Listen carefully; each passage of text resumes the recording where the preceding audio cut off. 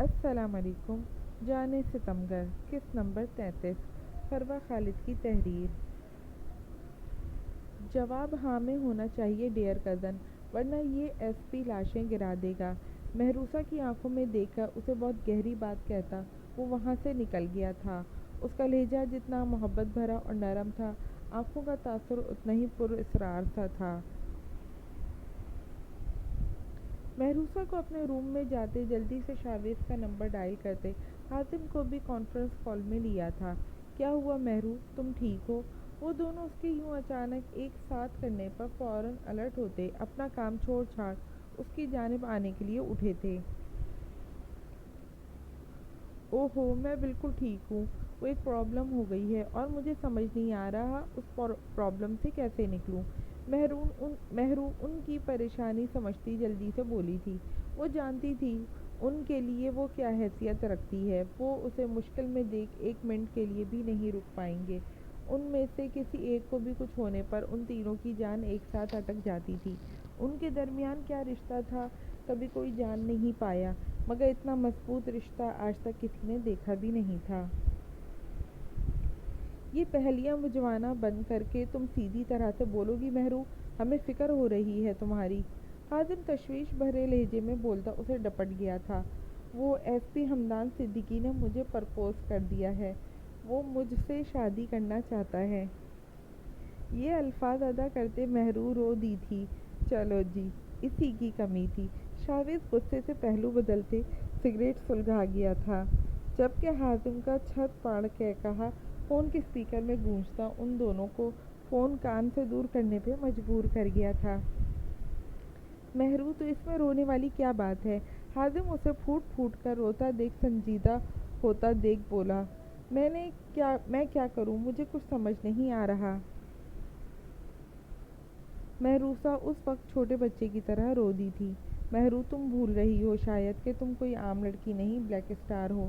یہ کوئی پرابلم نہیں ہے، اس سے بڑے بڑے مسائل حل کیے ہیں تم نے۔ فوراً انکار کر دو اس ایس پی کو۔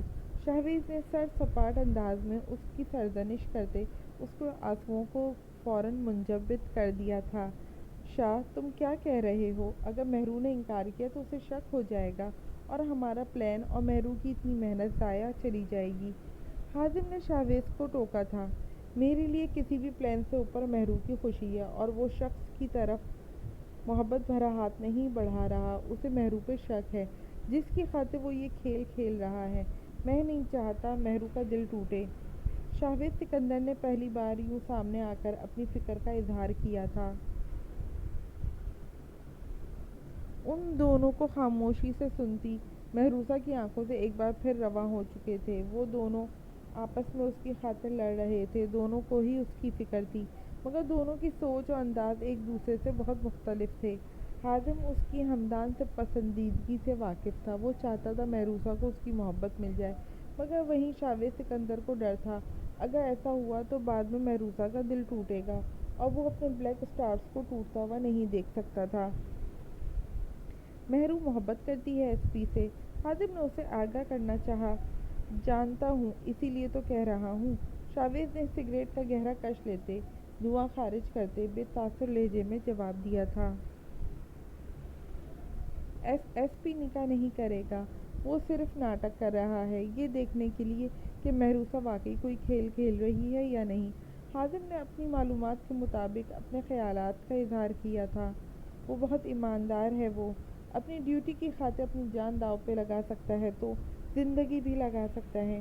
میں یہ فیصلہ محرو پہ چھوڑتا ہوں، وہ جو کرنا چاہتی ہے کر سکتی ہے، لیکن اگر اس سب میں محرو کا نقصان پہنچا تو میں اس ایس پی کو نہیں چھوڑوں گا، یہ بات یاد رکھنا تم لوگ۔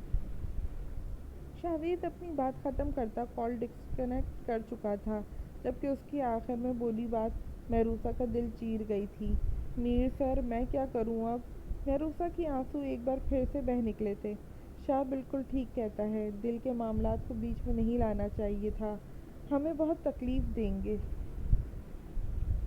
حاتم لال آنکھوں کو سختی سے میچتے بولا تھا، جس میں محروسہ نے بھی اس کی بھرپور تائید کی تھی۔ تم ہاں بول دو اس ایس پی کو۔ حاتم نے اپنے اندر کی بے چینی دور کرنے کے لیے سگریٹ سلگایا تھا۔ اگر انہوں نے مجھے نقصان شاہسار انہیں محروسہ اس مقام پر آ کے خوفزدہ ہوئی تھی۔ وہ نہیں چاہتی تھی کبھی شاہزادہ اور حازم کا ٹکراؤ اس کی وجہ سے ہمدان سے ہو، کیونکہ یہ تینوں ہی اس کے لیے زندگی کے برابر تھے۔ قسمت کے لکھے کو آج تک کوئی نہیں روک پایا محرو، خود کو ہلکان کرنے سے بہتر ہے وہی کرو جو تمہارا دل چاہتا ہے۔ مجھے اور شاہ کو ہمیشہ اپنے ساتھ پاؤ گی، کوئی تمہارا بال بھی بیکا نہیں کر سکتا۔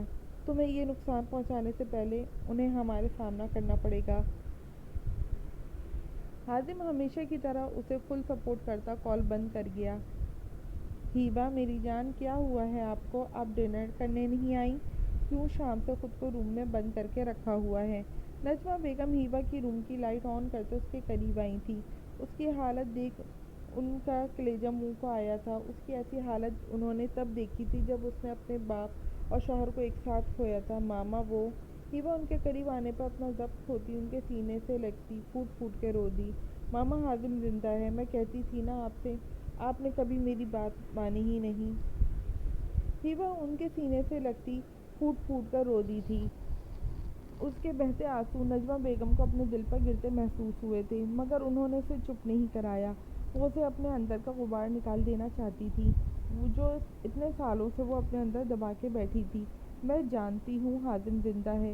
نجمہ بیگم کے انکشاف پہ ہیبا جھٹکے سے ان سے دور ہوتی شاہ کی نگاہوں سے انہیں دیکھنے لگی۔ ایک ہفتہ پہلے ہی پتہ چلی ہے مجھے یہ بات۔ حازم یہاں آیا تھا، میں تمہیں بتانا چاہتی تھی مگر حازم نے منع کر دیا۔ نجمہ بیگم اس کی ناراضگی بھرے تاثرات دیکھ فوراً وضاحت دیتے بولی تھی، جبکہ ہیبا کو اس پر بے پناہ غصہ آیا تھا۔ وہ اسے آخر کس بات کی سزا دے رہا تھا؟ ماما وہ ایک گینگسٹر۔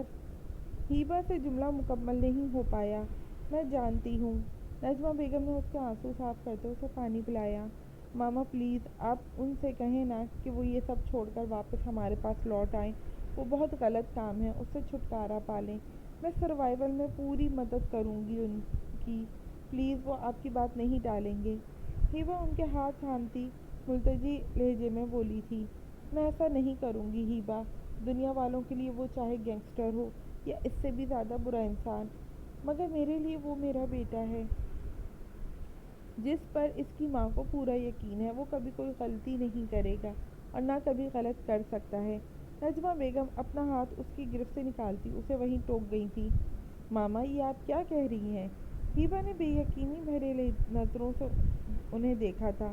میں بالکل ٹھیک کہہ رہی ہوں، نجمہ بیگم مضبوط لہجے میں بولتی اپنی جگہ سے اٹھی تھی۔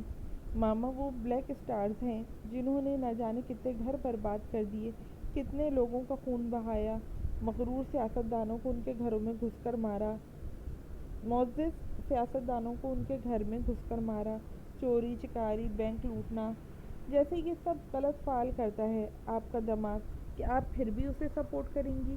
ہیبا کو اپنی ماں کی بالکل سمجھ نہیں آئی تھی۔ ہم کیسے یقین کر لیں آپ پر آپی؟ کھڑے کھڑے تو کوئی بھی کسی پر بہت سارے الزام لگا سکتا ہے۔ آپ کے پاس کوئی ایک بھی پروف ہے ایسا جس میں حازم بھائی کا کوئی بھی غلط فعل ثابت ہو سکے، یا کوئی ایک بھی ایسا مظلوم انسان ہمارے سامنے لا سکتی ہیں جس پر حازم بھائی یا ان کے کسی گینگ نے ظلم ڈھایا ہو؟ مجھے بالکل نہیں اندازہ تھا۔ پولیس آفیسر بننے کے بعد انسان دل اور جذبات سے بالکل عاری ہو جاتا ہے۔ حازم بھائی اتنے عرصے سے آپ کے سامنے اسی خوف سے نہیں آ رہے تھے کیونکہ انہیں خوف تھا آپ ایسے ہی ان پر یقین نہیں کریں گی۔ صبا آنکھوں میں نمی بھرتے بولتی۔ ہیبا کا دل بے چین کر گئی تھی۔ اسے کچھ بھی نہیں سمجھ آیا تھا کہ وہ کیا کرے۔ اس کے محکمے کا موسٹ وانٹڈ گینگسٹر تھا وہ، جسے پکڑنے پر بہت بھاری قیمت رکھی گئی تھی۔ آج تک اس کے حوالے سے نہ جانے کتنے کیسز اس کی فائل میں درج ہو چکے تھے، پھر اس کے گھر والے کیوں نہیں ماننے کو تیار تھے؟ چلو پری، سفیان بھائی کے ساتھ گاڑی میں بیٹھو، سب ایک ساتھ ہی شاپنگ پہ نکلیں گے۔ 2 دن بعد پریسا کا نکاح تھا جس کی شاپنگ کے لیے آج وہ سب خواتین جا رہی تھیں، اور ساتھ میں سفیان، حمد اور طلحہ بھی تھے۔ پریسا کی اس دن کے بعد سے سفیان سے کوئی خاص بات نہیں ہوئی تھی۔ سفیان اس سے بات کرنا چاہتا تھا مگر وہ خود ہی سفیان کو زیادہ لفٹ نہیں کروا رہی تھی۔ اسے نہ جانے کیوں اب سفیان کے ساتھ ہونے اور اس کے دیکھنے سے الجھن سی محسوس ہونے لگی تھی۔ وہ ستمگر اپنی ہٹ دھرمی اور دھمکی آمیز رویے کے ساتھ بھی اسے نہ جانے کیوں اچھا لگنے لگا تھا۔ اس کے دل و دماغ نہ چاہتے ہوئے بھی اس کے بارے میں سوچنے لگتے تھے۔ اس وقت بھی بیٹھی وہ سفیان کے ساتھ تھی، مگر اس کا ذہن بھٹک بھٹک کر شاویز سکندر کی جانب جا رہا تھا، جب اچانک سفیان نے اس کا ہاتھ تھامتے اسے اپنے جانب متوجہ کیا تھا۔ ناراض ہو ابھی بھی؟ سفیان کا انداز انتہائی محبت لیے ہوئے تھا۔ نہیں، میں بالکل بھی ناراض نہیں ہوں، پریسا نے اس کی گرفت سے اپنا ہاتھ کھینچتے نارمل سے انداز میں جواب دیا تھا۔ سفیان کو اس کا انداز بہت عجیب سا لگا، مگر وہ لوگ شاپنگ مال پہنچ چکے تھے، اس لیے وہ کچھ بول نہیں پایا۔ واؤ، یہ کتنا خوبصورت لہنگا ہے، پری پر کتنا سوٹ کرے گا۔ انہیں شاپنگ کرتے کرتے رات کے 9 بج چکے تھے۔ اب بس ایک نکاح کا جوڑا رہ گیا تھا جو کسی سے بھی ڈیسائیڈ نہیں ہو پا رہا تھا۔ پریسا پوری شاپنگ میں اکتائی سی نظر آ رہی تھی۔ اس کی نظریں پورا ٹائم ادھر ادھر ہی گھومتی رہیں، مگر کہیں بھی اسے اپنا مطلوبہ انسان نہیں دکھ پایا تھا۔ پری، آؤ اوپر والے فلور پہ چلتے ہیں اپنی فیوریٹ چاکلیٹ آئس کریم کھانے۔ وہ لوگ اس وقت بلڈنگ کے 5th فلور پہ تھے، اور فجر ابھی مزید اوپر جانے کا ارادہ رکھتی تھی، جہاں ان کا فیوریٹ آئس کریم بار تھا۔ پریسا نے انکار کرنا چاہا تھا، مگر وہ سب ینگ پارٹی اس کے ساتھ گھسیٹتی لفٹ میں داخل ہو چکی تھی۔ پریسا کو ان سب کے چہروں پر عجیب سی مسکراہٹ دکھائی دے رہی تھی، جس کا مطلب وہ سمجھ نہیں پا رہی تھی، مگر بنا کسی سے استفسار کیے ایسے ہی گمسم کھڑی تھی۔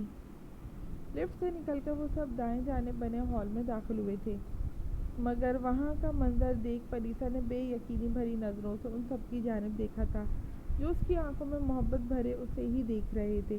پورے ہال کو اس کے فیوریٹ پھولوں، بے شمار چاکلیٹ سے سجایا گیا تھا، جن کے عین بیچ اس کا فیوریٹ چاکلیٹ کیک رکھا تھا، جس کے عین اوپر بڑا سا سوری لکھا ہوا تھا۔ سفیان بھائی تم سے بہت شرمندہ تھے اس دن کی وجہ سے، یہ سب انہوں نے ہی کیا ہے تمہارے لیے۔ فجر اس کا ہاتھ تھامتے سفیان کے سامنے کھڑا کر چکی تھی۔ اس دن جو بھی ہوا میں اس کے لیے خود کو کبھی معاف نہیں کر پاؤں گا، مگر میرا یقین کرو پری، مجھے اس وقت کچھ سمجھ نہیں آیا تھا۔ اچانک سے وہ سب کیا ہوا، میں تمہیں کھونے کے خیال سے بہت ڈر گیا تھا۔ تم جان نہیں سکتی میں کتنی محبت کرتا ہوں تم سے، تم میرے لیے بہت امپورٹنٹ ہو۔ وعدہ کرتا ہوں آئندہ کبھی زندگی کے کسی بھی موڑ پر تمہیں تنہا نہیں چھوڑوں گا، پلیز مجھے معاف کر دو، میں تمہاری ناراضگی برداشت نہیں کر سکتا۔ سفیان اس کے سامنے دو زانوں بیٹھا شرمندگی سے چور لہجے میں بولتا۔ پریسا کا سارا غصہ پگھلا گیا تھا، مگر اس کے دل سے اب بھی اس انسان کے لیے وہ احساس پیدا نہیں ہو سکا جو وہ شاویز سکندر کے لیے اتنے دنوں سے محسوس کر رہی تھی۔ مگر اس وقت اس نے اس ستمگر کا خیال جھٹکتے جھک کر سفیان کا بڑا ہاتھ تھام لیا تھا۔ یہ دیکھ سب کزنز خوش ہوتے ہوٹنگ کرنے لگے تھے۔ سفیان اس کا ہاتھ تھامتے مسکراتے ہوئے اسے لیے کیک کی جانب بڑھا تھا۔ اللہ جی پلیز میری مدد کریں، یہ کیا ہو رہا ہے میرے ساتھ؟ اگر اس انسان کو میرے نصیب میں لکھا ہی نہیں ہے تو دل میں کیوں داخل کر دیا؟ کیوں میں اس شخص کی جانب کھینچی جا رہی ہوں جو میرا کچھ بھی نہیں لگتا، جس کے نزدیک میں کوئی اہمیت نہیں رکھتی، جس کے لیے میرا ہونا نہ ہونا برابر ہے؟ پلیز اللہ جی، میرا دل اس کے لیے کیوں اتنا بے چین ہو رہا ہے؟ پلیز کچھ ایسا کر دے جس سے میرے دل کو سکون ملے، میرے سامنے اس انسان کی صورت واضح ہو جائے جو میرے لیے سب سے بہتر ہے۔ پریسا نے آنکھیں جھپکتے ان میں آئے آنسو کو اندر دھکیلتے اپنے رب سے دعا کی تھی، جب اسی لمحے اچانک سے ہال کی دائیں جانب زوردار دھماکہ ہوا تھا، اور اس کے ساتھ ہی آگ کے شعلے ہر طرف بھڑک اٹھے تھے۔ وہاں کا اسٹاف آگ بجھانے کی پوری کوشش کر رہا تھا، مگر وہ آگ بجھنے کے بجائے لمحہ بہ لمحہ بھڑکتی جا رہی تھی۔ وہ سب لوگ افراتفری میں باہر کی جانب بھاگے تھے، کسی کو دوسرے کا ہوش نہیں تھا، سبھی اپنی جان بچانے کے لیے اندھا دھند سیڑھیوں کی جانب بڑھ رہے تھے۔ پریسا نے بے یقینی نگاہوں سے ہاتھ چھڑوا کر بھاگتے سفیان کو دیکھا تھا۔ کچھ دیر پہلے کے کیے اس کے سارے عہد ایک ہی سیکنڈ میں ٹوٹتے اس آگ کے شعلوں میں بھسم ہو گئے تھے۔ پریسا بھی بھاگنا چاہتی تھی، اپنی جان بچانا چاہتی تھی، مگر وہاں ہوتی دھکم پیل میں اپنا راستہ بنا کر نیچے جانے کی طاقت اس میں نہیں تھی۔ وہاں پھیلتے دھوئیں کی وجہ سے وہ بری طرح کھانستے ایک جانب دیوار کو تھام کر کھڑی ہو گئی تھی۔ وہ مرنا نہیں چاہتی تھی، مگر اس وقت اپنی جان بچانے کے لیے کچھ کر بھی نہیں پا رہی تھی۔ اسے سیڑھیاں اترتے لوگوں میں کہیں بھی سفیان سمیت کوئی بھی شناسا چہرہ دکھائی نہیں دیا تھا۔ شاید وہ سب لوگ ہی باہر نکل چکے تھے۔ سیڑھیوں کا راستہ خالی ہوتے دیکھ اس نے بری طرح کھانستے آگے بڑھنا چاہا تھا، جب تیزی سے بھڑکتی آگ سیڑھیوں کی ریلنگ کو اپنی لپیٹ میں لیتی اس کا بچ نکلنے کا راستہ بند کر گئی تھی۔ وہاں ہر طرف اندھیرا پھیل چکا تھا۔ آگ کے شعلوں کی خوفناک روشنی پریسا کی جان نکال رہی تھی۔ وہ خوف کے عالم میں بری طرح سسکتے وہیں دیوار کے ساتھ لگتی نیچے بیٹھ گئی تھی۔ تو کیا اس کی موت کا وقت آ چکا ہے؟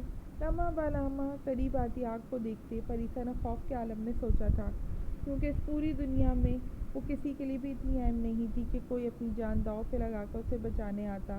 کچھ دیر پہلے اس سے محبت کا دعوے دار، اس کی جان دینے کے وعدے کرنے والا ایک بار پھر اسے فراموش کرتا اپنی جان بچا کر بھاگ نکلا تھا۔